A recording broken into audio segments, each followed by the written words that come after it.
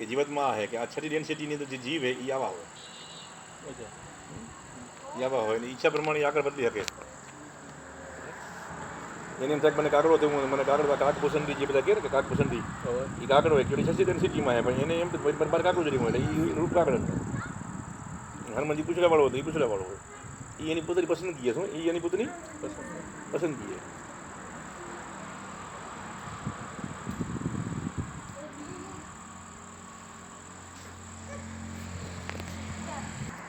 એની એ actually જે negative જે છે એને કહેવાય એનું આપણે નામ શું કહેતું, મમ્મી નહીં, એ અંતરિક્ષની અંદર જે બીજી ગેલેક્સીની અંદર જે અમુક ચીજું જે છે, આપણી ગેલેક્સી છે, આપણી ગેલેક્સીની અંદર એક સ્ટાર છે ત્યાં નેગેટિવ શક્તિનું કામ કરી રહ્યું, એને ઓરાઇન ગ્રુપ કહેવાય. ઓરાઇન ગ્રુપ, એ ઓરાઇન ગ્રુપ જે છે એ ઓરાઇન ગ્રુપે પૃથ્વી પર કબજો કરવા માટે એ લોકો પહેલાં પિરામિડ બનાવ્યા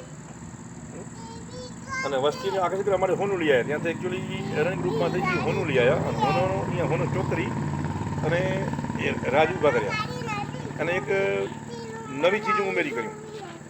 એ લોકો અહીંયા આવ્યા એટલે આપણા સૂર્યની અંદર જે વસ્તી હતી એને ખબર પડી કે મારે પહેલાં આ બીજા સ્ટારવાળા ઘૂસી આવ્યા શું આપણી સોલાર સિસ્ટમમાં, સમજ્યા?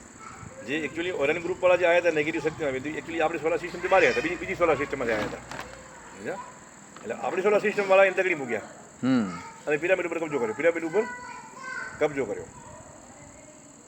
એટલે આપણે અત્યારના જે પિરામિડો છે એ આપણી સૂર્યની કબજામાં એકચ્યુઅલી બનાવવાવાળા બીજા હતા, પૃથ્વીના માણસોને યુઝ કરવા માટે અને વાપરવા માટે એ લોકોએ ત્યાં એને બેઝ બનાવેલો હતો.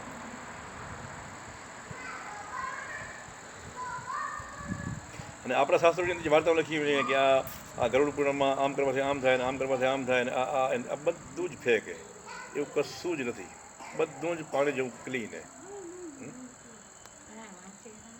મૃત્યુની ઘટના એક સિબતપૂર્વકની એક બધું જ ભય ઊભા કરીને ચાલાક મનુષ્યો તમારો યુઝ કરવા માટે જાત જાતના ગતકડા ઊભા કરીને ન કોઈ કર્મનો હિસાબ કિતાબ છે. સીધી જ વસ્તુ છે કે મેં કોઈ એક્શન કરી તો એનું એક રિએક્શન આવશે, એના સિવાય કાંઈ નથી.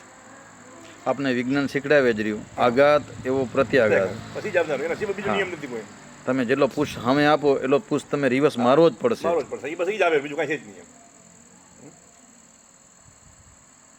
પછી ઓલા લોકો શું કરી ગયા, જે એ ઓરેન ગ્રુપમાંથી જે પિરામિડ બનાવવા આવ્યા હતા ને જે એ લોકો શું કર્યું, એ લોકો અહીંયા ટકી ન શક્યા, પણ એને પૃથ્વી ઉપર આવીને અમુક લોકો ઉપર પ્રયોગ કર્યા, પ્રયોગ કરીને અને એના અંશ આપણી અંદર મૂકી ગયા.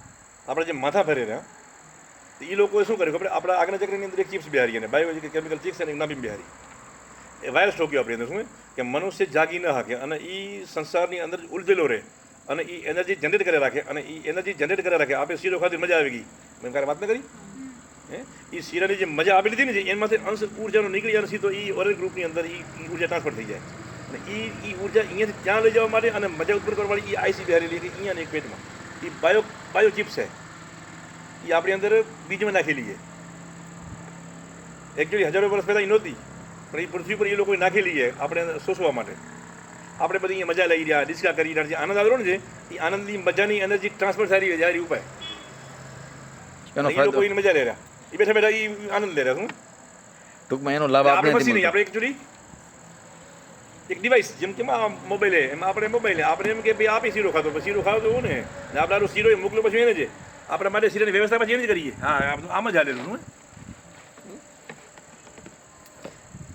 આપણે ખાલી મજૂરી કરી રહ્યા, ફાયદો ઉપર થાય રહ્યો.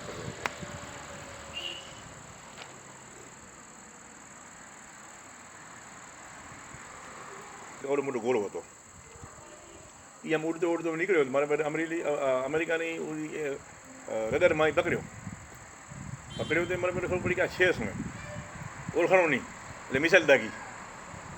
આ વાત સામે અંદરની જો મિસાઇલ દાગી તો મિસાઇલ એ ગોળા રબર કરી મિસાઇલ ફાટી ગઈ, ગોળામાં કાંઈ નથી, સેમ ટુ સેમ, અને ગોળો જોઈને પડ્યો દરિયા.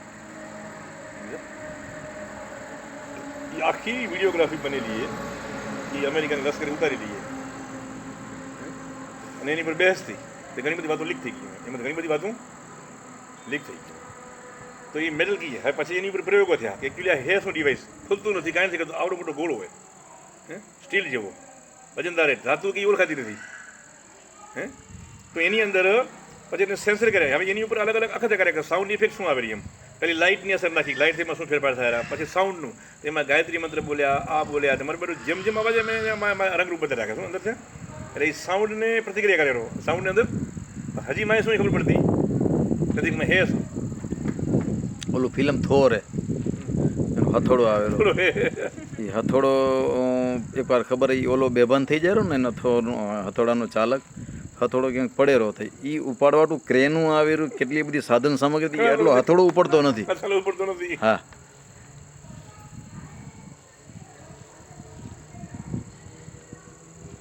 શ્વાસ ઉપર ચોપડી એમ ઈડા પિંગલા સુષુમ્ના અને સ્વર વિજ્ઞાન.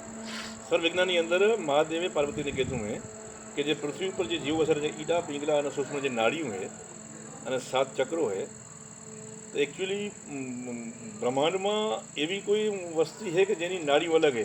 તે મહાદેવ એમ કહે રહ્યા કે પૃથ્વી સિવાયના જે બીજા ગ્રહોની અંદર જે જીવો વસેરા એની નાડીઓ અલગ છે, એની નાડીઓ અલગ અલગ છે. એટલી જ ખાલી વાત લખેલી હશે. એની નાડીઓ અલગ છે. જેમાં તમારે અહીંયા ઈડા પેલા સુષુમ્ના ત્યાં કાંઈક અલગ ટાઈપનું હોય. ચક્રો આખી ગેલેક્સીમાં છે. 7 ચક્રો જે છે એ વિજ્ઞાન માને કે ન માને પણ એ રિયલ અને ફેક્ટ છે. અને એ આખી ગેલેક્સીની અંદર છે. આપણી ગેલેક્સીનું સેન્ટર જે છે એની અંદર ફિમેલિન એનર્જી છે, એટલે કે જે શિવ શક્તિ કહેવાય ને, જે તો શક્તિ 60% અને શિવ 40% છે. બાજુવાળી એન્ડ્રોમેડા ગેલેક્સી છે, એના જે સેન્ટરની અંદર શિવ તત્વ 70% અને શક્તિ તત્વ 30%. આપણી અંદર જે દેવી શક્તિની જે પૂજા થાય એનું કારણ એ કે આપણી ગેલેક્સીના સેન્ટરમાં જે ફેમિલીન એનર્જી કહેવાય 60%, એટલે આપણે દેવી દેવતાની પૂજા કરી, માતાજીની પૂજા એટલે થાય.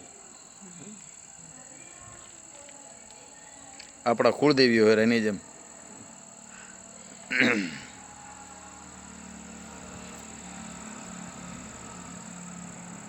અને ઇસ્લામમાં માતા જેવું કંઈ હે નહીં. એ જીવો બધા ઓરેની ગ્રુપમાં નાખેલા છે. બીજું શું એને મિક્સ કરે અહીંયા.